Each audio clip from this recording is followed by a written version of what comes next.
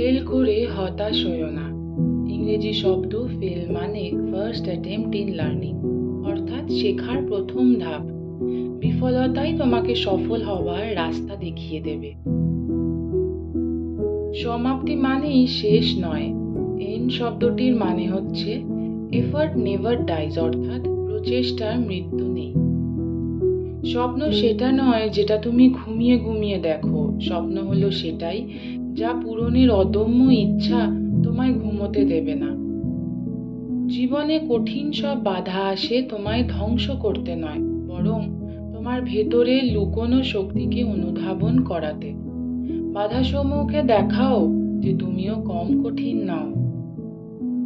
যদি তুমি সূর্যের মতো উজ্জ্বল হতে চাও, তাহলে আগে সূর্যের মতো পুড়তে শেখো।